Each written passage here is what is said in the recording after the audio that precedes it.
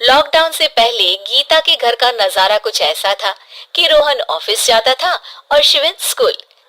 जिनके घर से जाने के बाद गीता काम खत्म करके बाकी समय आराम करती थी। लेकिन लॉकडाउन के बाद ऑफिस और स्कूल घर में ही खुल गए और इससे गीता का हाल वो तो आपको देखने में ही मजा आएगा। शिविन, ओ शिविन, महाराज उठने के लिए क्या 21 तोपों की सलामी लेंगे? अरे बिस्तर से बाहर निकल, ऑनलाइन क्लास स्टार्ट होने वाली है। अरे तुम भी हद करती हो, स्पीकर की तरह चिल्लाने की क्या जरूरत है? दिख नहीं रहा मेरी कॉन्फ्रेंस चल रही है। अब कैमरा और स्पीकर ऑन कर रहा हूँ, मुझे कोई शोर नहीं चाहिए। इस पर जैसे ही रोहन लैपटॉप का कैमरा और स्पीकर ऑन करता है तभी कुकर की सीटी बजती है। करा लो अब इसे चुप। लॉकडाउन नहीं हुआ, मेरी मौत का फरमान जारी हो गया। दोनों बाप बेटे ने नाक में दम किया हुआ है। ऐसा बोलकर गीता वहां से शिविन के कमरे में पहुंच जाती है, जहां शिविन अभी भी सो रहा होता है। ओ आलसी, अब अगर 5 मिनट में नहीं उठाना तो आज तेरा गेम और यूट्यूब कैंसिल। माँ की बात सुनकर शिविन बिना 1 मिनट गंवाए उठ खड़ा होता है। उठ गया, अभी नहाकर भी आता हूँ। ये नाटक कहीं और, मुंह पर गीला कपड़ा मार और पढ़ने बैठ। शिविन की ऑनलाइन क्लास स्टार्ट हो जाती है, जिस पर गीता उसे वहां बिठाकर रसोई में चली जाती है। थोड़ी देर में उसे कमरे से कुछ आवाज सुनाई देती है, जिसे सुनकर वो कमरे में वापस आती है। हाय राम, तुझे क्लास अटेंड करने के लिए बोला था, कैमरा ऑफ करके बिस्तर पर नाचने के लिए नहीं बोला था।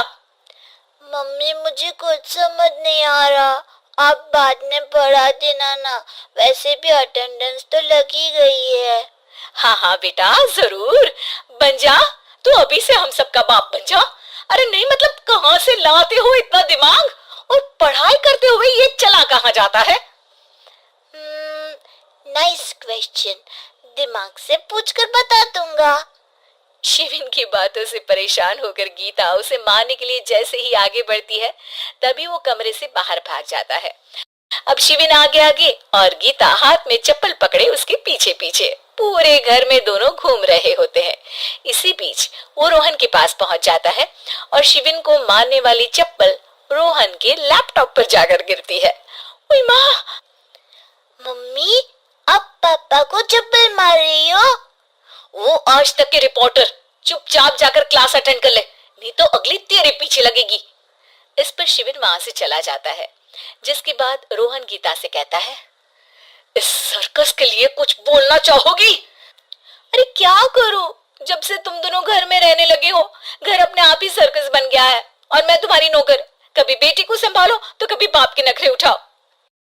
इन्हीं सब उथल पुथल में दिन बीतते रहते हैं, जिसमें हर रोज घर के अंदर कुछ नया सियप्पा खड़ा मिलता है, जो ज्यादातर शिविन और रोहन की ऑनलाइन स्कूल और ऑफिस से रिलेटेड ही होता है। एक सुबह, शिविन चल उठ, आज की क्लास जल्दी है। कैमरा ऑफ करके आप अटेंड कर लो। अरे ऐसे छित्तर पड़ेंगे, दादी नानी सब एक साथ याद आ जाएंगी।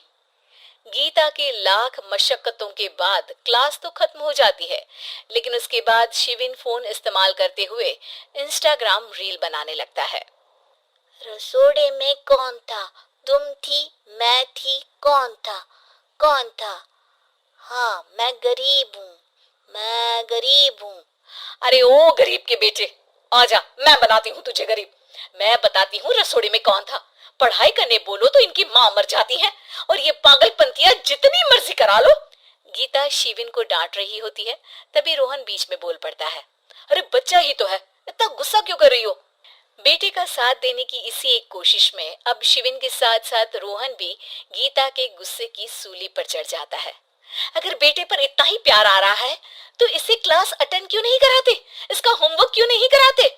उस समय तो बहुत जल्दी मीटिंग आ जाती है, वो काम मैं करूं और यहाँ इस बेफिजुली की चीज में तरफदारी करके बन जाओ महान।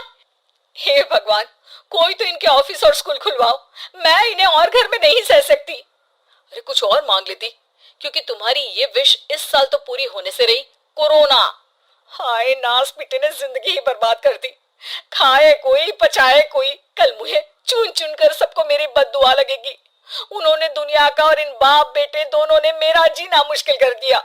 गीता वहां से चली जाती है, जिसके बाद रोहन शिविन से कहता है, अरे तुम्हारी मम्मी इतनी भड़की हुई क्यों है? आपकी वजह से पूरा समय घर में रहते हो और उस पर कोई काम कराने की जगह बस ऑर्डर देते रहते हो। अच्छा बेटे, सारा इल्जाम मुझ पर? पूरा दिन तो वो तुम पर ही चिल्लाती है। हाँ, मतलब दोनों का 50-50 है, कुछ करना पड़ेगा। वो कहते ना, make the best out of worst. I have an idea. वैसे तुम्हारी माँ सही कहती है, बहुत जुबान चलाने लगे हो, कम बोला करो।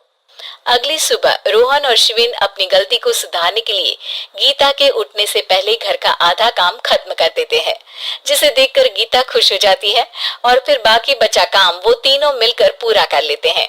जिसके बाद अब वो सब मिल बांट कर हर काम में एक दूसरे की मदद करते हुए लॉकडाउन का मजा लेने लगते हैं।